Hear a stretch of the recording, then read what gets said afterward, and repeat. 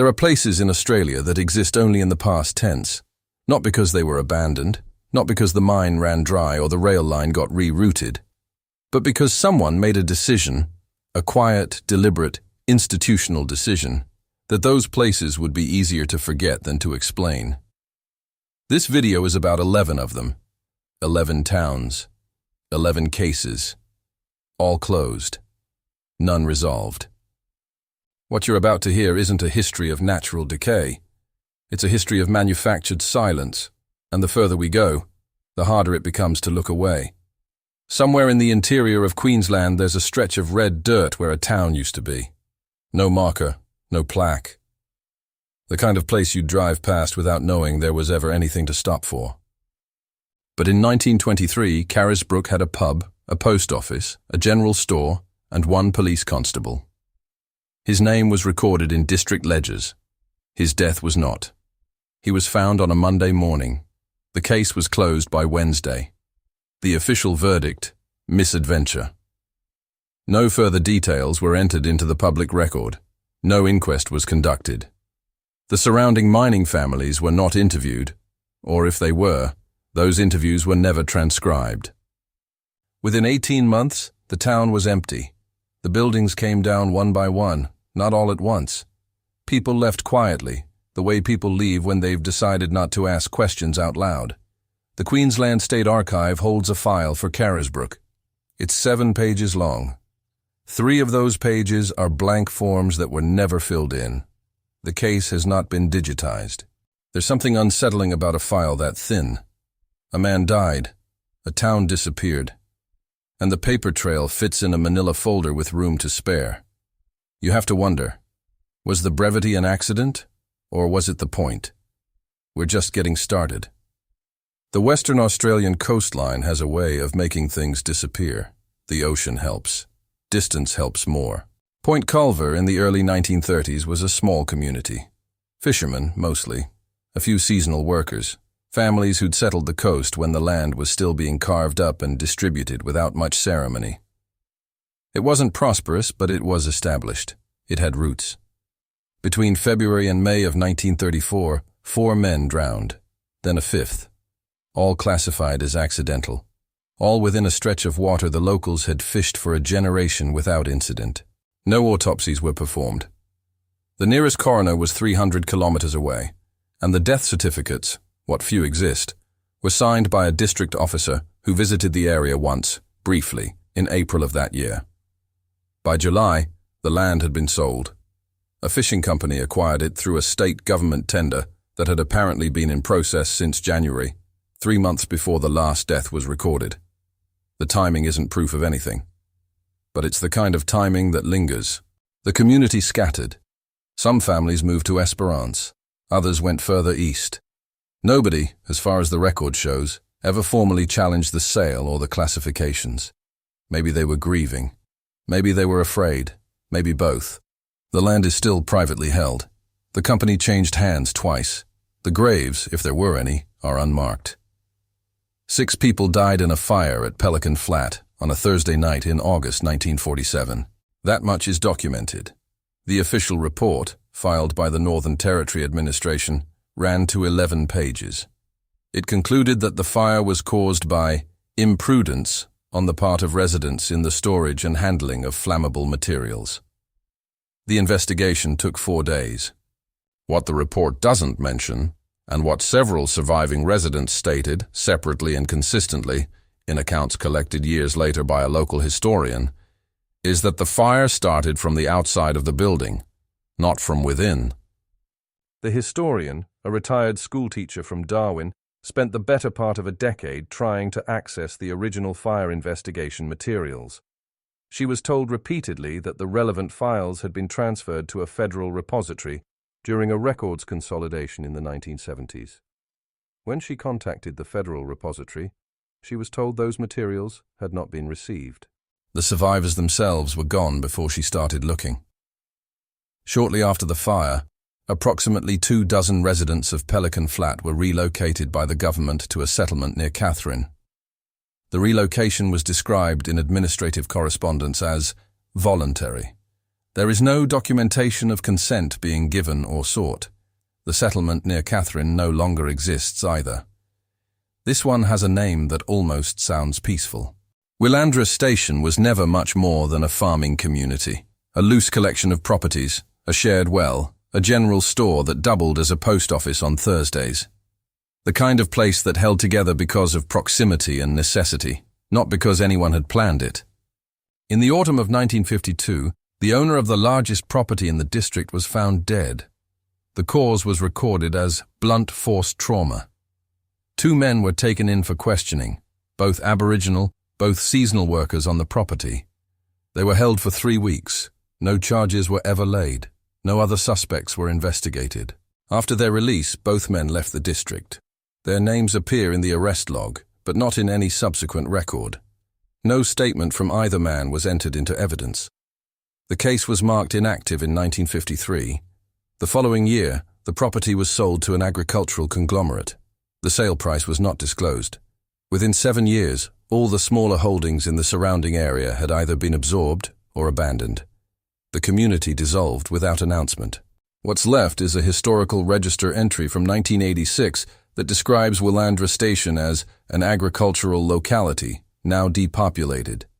Efficient language for an efficient erasure.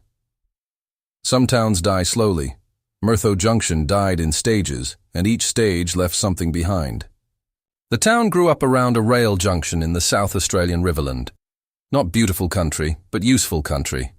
Families came, built timber houses, sent their children to a 2-room school. The rail line meant work, which meant permanence, which meant people started to think it might actually last. Then between 1958 and 1961, 3 women disappeared.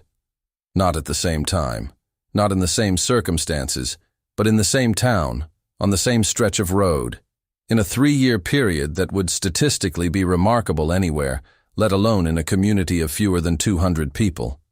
Each case was logged as voluntary departure. Each time, the investigation lasted less than a week. One of the women had left 2 young children behind. The file notes that she may have had personal reasons for leaving the district. That sentence is the entirety of the follow-up. After the 3rd disappearance, families started going. The school closed in 1962. The rail line was decommissioned in 1964, and the state government subsequently demolished the remaining structures, citing structural safety concerns. The demolition was thorough. What's there now is scrubland. 3 women. 3 closed files. A town reduced to scrubland. You decide what that adds up to. This is where the tone changes. Because starting here, we're not talking about cases that could, if you squinted, be explained away. We're talking about cases where the pattern is no longer deniable, where institutions didn't just fail to investigate, but actively participated in ensuring there was nothing left to investigate. The Normanby River community had existed for decades. It was an Aboriginal settlement in Cape York, semi-official, meaning the government acknowledged it existed without ever fully recognizing it. People there fished, maintained cultural practices, built something that functioned, even without the infrastructure the state provided to other communities. In 1969, a dispute with pastoral leaseholders in the region turned violent. At least 2 people from the community died. Contemporary accounts from missionaries and a local councillor, none of them Aboriginal, describe a confrontation that lasted more than 1 day. A Queensland police report from that period acknowledges visiting the area, but records no incident. 6 weeks later, the area was declared a restricted territory under a provision of the Queensland Land Act. The community was dispersed. No formal relocation plan was documented. People went where they could. The land was absorbed into a pastoral holding. The pastoral company no longer exists, but the land is still in private hands. There is no Queensland government record of the 1969 incident. The only documentation that exists is held in a church archive in Cairns, and only because a missionary wrote it down in a personal journal, not an official report. Personal journals don't carry legal weight, which is, perhaps, why they survived. Mount Ida's gold ran out before most people expected it to. That was always going to end things eventually. But what actually ended it was what happened to the Hartwell family on a Wednesday night in June 1928. The mine manager, his wife, and their eldest son were found dead inside the company residence. The scene was described in a constable's report as indicating deliberate action by persons unknown. 4 men from the town were arrested within 48 hours. 2 of them died in custody before the trial. The official records attribute 1 death to illness and 1 to an unspecified incident. No inquiry was opened into either death. The remaining 2 men were tried and acquitted on the grounds of insufficient evidence. The judge's remarks were brief. The Crown Prosecutor's summary was briefer. The case was archived in 1931. The mine had already closed by then. The equipment was stripped and shipped south. The town followed, not all at once, but steadily, the way a wound closes over something that hasn't healed. There is a local historical society in the nearest surviving town, about 60 kilometers from where Mount Ida stood. They have a small display about the mine. They do not mention the Hartwells. When asked why, the volunteer on duty said simply that the records were incomplete. Incomplete. That word does a lot of work in this story. Everyone knows about the British nuclear tests at Maralinga. Fewer people know about the extended zone, the broader corridor of land that was classified, cleared and monitored during the same period, using the same justifications and the same administrative machinery. In that corridor, there was a settlement, not large, not officially named in government documents, but present in aerial survey photographs from 1951, in a supply ledger from a pastoral station nearby, in the recollections of a former Department of Supply technician who gave evidence during the 1985 Royal Commission and whose testimony was partially redacted before publication. Between 1953 and 1957, residents of several communities in this broader zone reported dead livestock, unusual atmospheric events, and a pattern of illness, respiratory, skin-related, that had no prior precedent in the district. A Department of Health officer visited the area in 1955. His report was classified. It remained classified until 2007, when a portion was released under a Freedom of Information application filed by an academic at the University of Adelaide. The released portion contained 1 relevant sentence about civilian health observations. The rest was still redacted. 1 technician who worked at the test site disappeared in late 1956. He was listed as having resigned from his position and returned to England. His family, who were based in Adelaide, reported to the department that he had not made contact and that they had received no correspondence. The department's response to the family was not preserved in the file. The settlement, whatever it was, does not appear in any map produced after 1952. We need to slow down here, because this one requires it.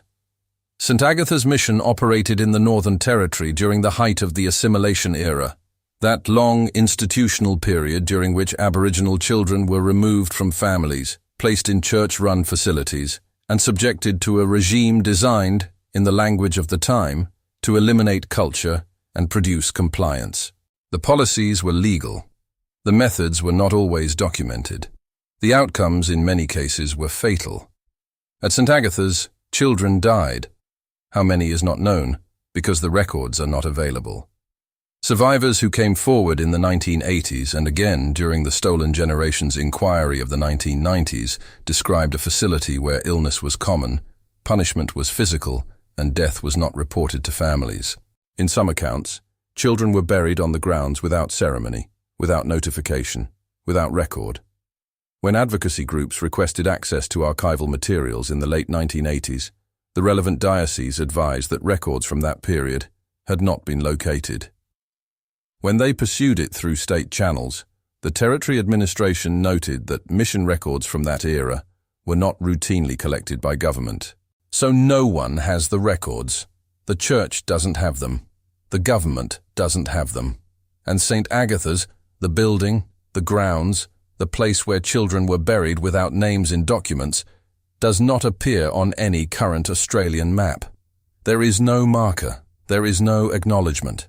There is no coordinate you can enter into any system and arrive at a place the government will confirm existed. Only the survivors knew where it was. And the survivors are old now and some of them are gone. And the knowledge goes with them in the direction that knowledge goes when no institution cares to receive it. There are events that never made it into the official record, because no one with institutional authority chose to write them down. The South Arm district of Tasmania, in the latter half of the 19th century, had a transient labour community, including a significant number of Chinese workers who had come through the goldfields and drifted toward coastal labour. They were not welcomed. The history of anti-Chinese sentiment in colonial Australia is documented extensively elsewhere. What is less documented is what happened at South Arm.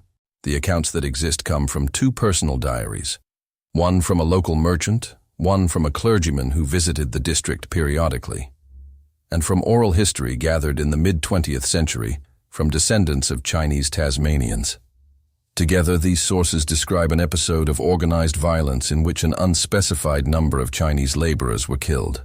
The bodies, according to both the merchant and the clergyman, were buried outside the public cemetery, without identification, in unmarked ground. No official record of this event exists in the Tasmanian Colonial Archive. No inquest was held, no names were recorded. The town of South Arm was officially extinguished as a locality by the Tasmanian government in 1910. The reason given was administrative consolidation. No archaeological survey of the suspected burial site has ever been authorized. Two academic proposals requesting permission to conduct non-invasive ground surveys were declined by the relevant land authority in 1994 and again in 2011. The reasons given were procedural, for unmarked graves, for people who were killed and buried without their names being written down anywhere, by anyone, ever. And then we arrive here. There is a place, or there was a place, somewhere in the interior of this continent, that cannot be found on any official map. Not because it was too small to chart, not because it was undiscovered, but because a decision was made across generations to ensure it remained unchartable. What we know comes from two sources: the journals of a 19th century missionary who passed through the region and recorded in careful and disturbed handwriting an account of what he encountered, the aftermath of an organized attack on an Aboriginal community carried out by settlers over several days, and from the oral history of the families who survived it, transmitted across 5 generations, held inside a community that has spent decades trying to get the story into the official record. They've tried. In the 1970s, in the 1990s, after the formal reconciliation process began. A formal submission was lodged with the relevant state government requesting the recognition and mapping of the site as a place of historical significance. The request was declined. The reason given: location not verifiable. Location not verifiable. A community destroyed by organized colonial violence, survivors, descendants, a missionary's first-hand account, 5 generations of oral history, consistent in its geography and its detail, and the government's response in official correspondence is that the location cannot be verified, which means the place officially does not exist, which means what happened there officially did not happen, which means the people who did it are protected, across time, by the same mechanism that has protected every other act of erasure in this video: the absence of a record. There's no way to end this neatly. There isn't a resolution. There isn't a revelation that makes sense of all of it and sends you back into your life feeling like something was resolved. What there is, what you're left with, is this: a map is not a neutral document. It is a set of decisions. Decisions about what to name, what to mark, what to measure, and what to leave blank. And in Australia, as in many places built on dispossession, some of those blank spaces are not empty. They are full. They are full of events and people and violence that someone decided, deliberately, institutionally across long spans of time, would be easier to manage as absence than as fact. The towns in this video are gone, but what happened in them didn't go anywhere. It's still there, in the dirt, in the archives with their missing pages, in the files too thin to hold the weight of what they're supposed to explain, in the blank coordinates on maps that were drawn by people who understood, perfectly well, that sometimes the most powerful thing you can do is leave something off. Silence has a geography. And in Australia, that geography has a shape, and a history, and a cost that has never been fully counted.